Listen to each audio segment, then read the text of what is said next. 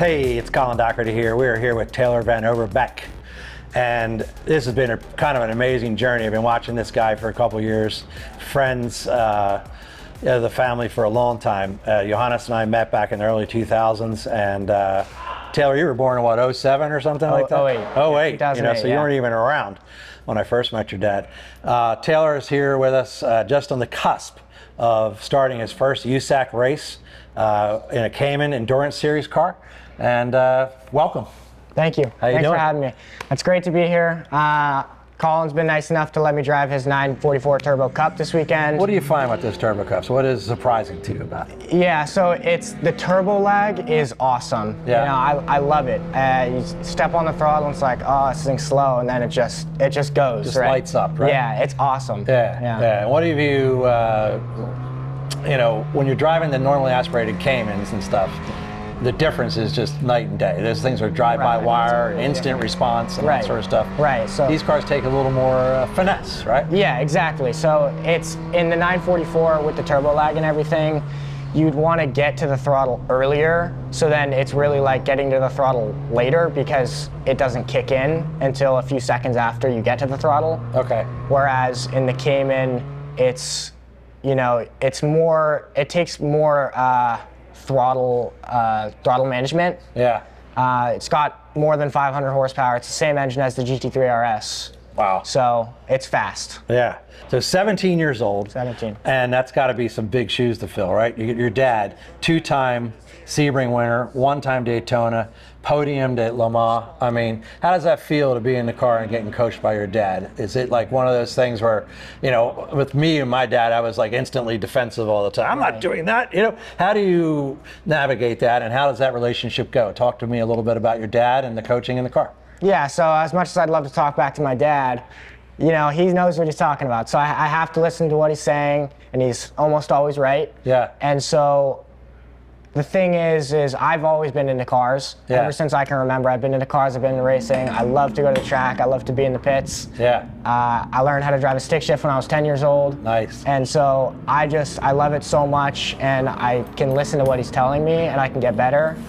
And the way that I feel when I'm driving is, I'm sure a lot of serious athletes feel, is unless I feel like I'm doing something perfect, which is never, because you can basically never be perfect. Yeah. I need to figure out how I can do better and what I can look at to really pinpoint what I'm doing wrong. Okay. And he's really good at helping me with that. Yeah, extracting that, yeah, right? Exactly. And, you know, keeping you ahead. Grandfather was a motorcycle racer? My great-grandfather was a motorcycle racer, I believe in the 30s. Okay. And so there's you guys are wide open in this DNA. Yeah, there's a funny story.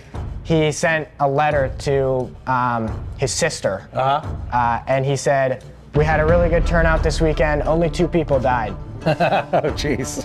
Yeah.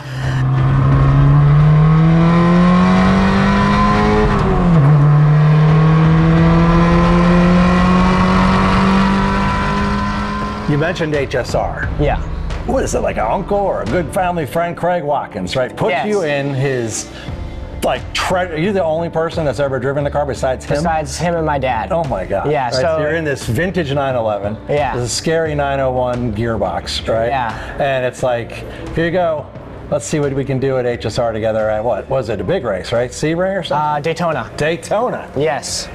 So that was crazy. So it was a 1968 901 shop built 911, and it had a dog leg transmission. So first was over and down. Right. And what was really cool, Craig, obviously, like anybody, hates misshifts. Yeah. So he made a little trap door that came down. Okay. So you'd put into first, and once you were into second, you'd put the trap door down, so then it was impossible to get into first gear. Okay. And so that was really cool.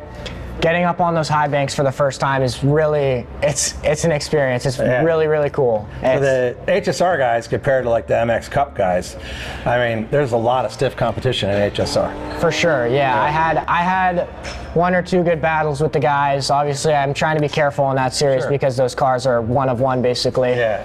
I had a last lap pass down the start-finish straightaway for first place in one of the races, which was super cool at night under the lights. Oh, that's great. Yeah, and those cars did 160 miles an hour on the straightaway. Wow. With stock brakes.